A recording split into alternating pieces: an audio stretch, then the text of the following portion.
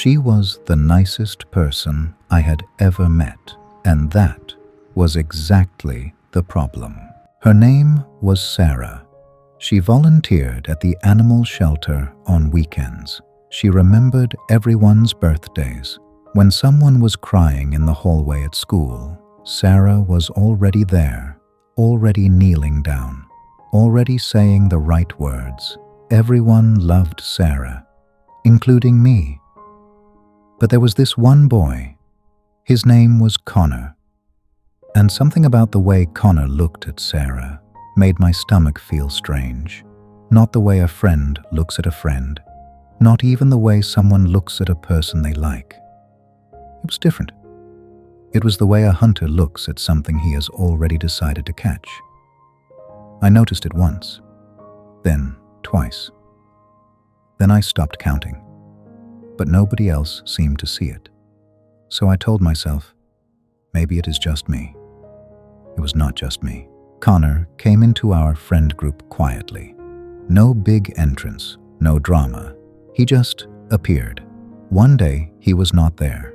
The next day, he was sitting with us at lunch, smiling, talking, laughing, and within 2 weeks, it felt like he had always been there. That should have been the first clue. Real friendships take time. They grow slowly, like plants. But Connor skipped all of that. He went from stranger to best friend in the time it takes most people to learn your last name. And the person he attached himself to most was Sarah. He complimented her constantly. "Sarah, you are so understanding. Sarah, you are the only person who really gets me. I don't know what I would do without you." At first, Sarah smiled at these words. Who wouldn't? It feels good when someone sees you, when someone appreciates you. But I started noticing something strange. Every time Sarah tried to spend time with the rest of us, something happened with Connor. He would text her right in the middle of lunch. "I'm having a really bad day. Can we talk?"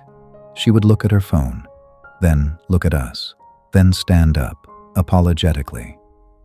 "I'm so sorry. He really needs me right now." And she would leave. Every single time. I counted 7 times in 3 weeks. 7 times Connor needed her, exactly when she was with someone else. That is not bad timing. That is a pattern. Then something shifted. And this part scared me. Sarah started changing.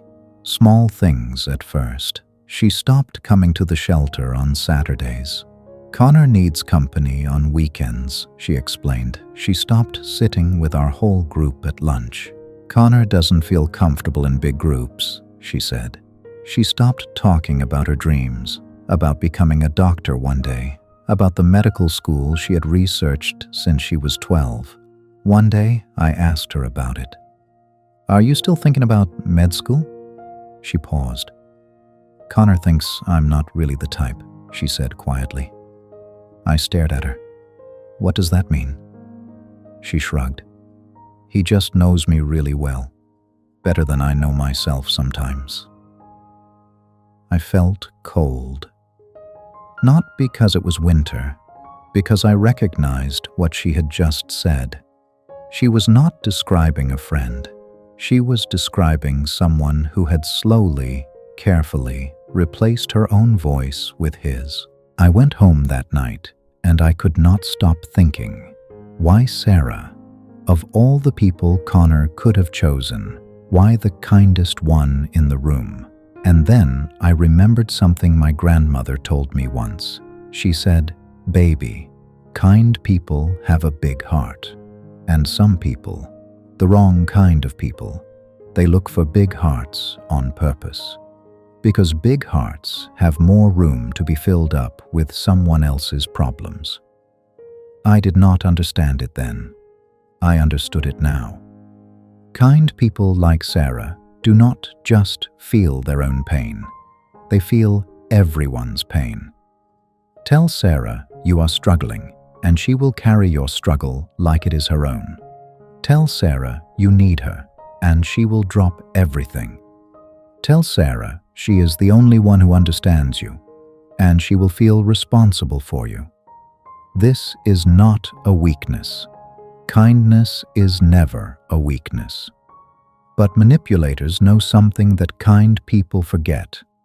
A person who cannot say no is a person who can be asked for anything. 3 months after Connor joined our group, Sarah called me crying. Not sad crying, confused crying. The kind where you are not even sure why the tears are coming. "I don't understand what's happening," she said. "What do you mean?" I asked. "Connor got really angry at me today," she said. "Why?" "Because I got a 96 on my English essay." I was quiet. "He said I was showing off," she continued. "He said I make him feel stupid when I do well."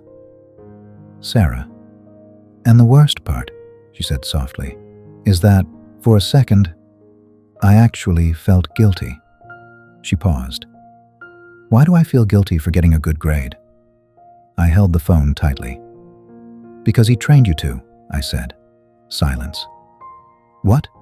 I took a breath. "Sarah, think about it. Every time you did something good, he found a way to make you feel bad about it. Every time you tried to be happy, he had a crisis.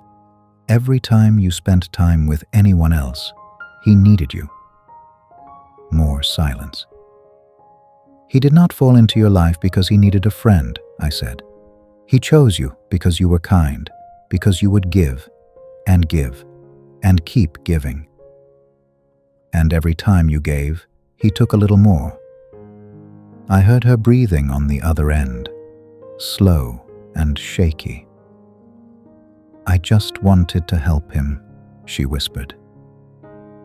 "I know," I said. "That is exactly why he chose you." Here is the part that surprised me most. When Sarah finally stepped back from Connor, when she stopped answering every text immediately, when she said no for the very first time, Connor did not fight. He did not beg. He did not cry. He just moved on. Within a weekend, he had found someone else, a new person, a quiet girl in our year named Emma, sweet, gentle, always helping people. And I watched Connor do the exact same thing. The compliments, the crises, the slow isolation, all over again, like changing channels on a television.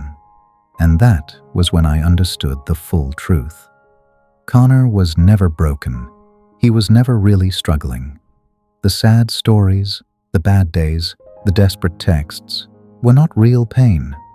They were tools, carefully used, on carefully chosen people, kind people. Because kind people believe the best in others. Kind people do not want to abandon someone who is hurting. Kind people feel guilty when they say no. Manipulators do not choose kind people by accident. They choose them on purpose. Because kindness, without boundaries, is the easiest door to walk through. Sarah did not become cold after this. She did not build walls around herself. She did not stop being kind. And that is the most important part of this whole story. She just learned something new. She learned that kindness is a gift, and gifts should be given to people who deserve them. She went back to the animal shelter on Saturdays. She started talking about med school again. She sat with all of us at lunch, and slowly, the Sarah I knew came back. Not a different Sarah, the same Sarah, just with something new in her eyes, an awareness, a quiet knowing that her kindness was valuable, that her heart was worth protecting, that saying no was not cruelty, it was self-respect. I want to tell you something directly. Whether you are 10 years old or 50 years old, if you are a kind person, the world needs you. Do not stop being kind. Do not become hard. Do not become suspicious of everyone. But learn this one thing. Kindness without boundaries is not kindness. It is an invitation. Real kindness says yes when it wants to say yes, and no when it needs to say no. Real kindness helps people grow. It does not carry people forever. Real kindness sees the best in others, but it also sees when someone is taking advantage of that. You are allowed to be kind and protect yourself. You are allowed to care and have limits. You are allowed to love people and walk away when they hurt you. The kindest people in the room deserve the most protection, not because they are weak, but because their hearts are rare. And rare things deserve to be guarded. Look around you. Is there a Sarah in your life? Someone so busy taking care of everyone else that nobody is taking care of them? Check on that person today, not with a big speech, just a simple message.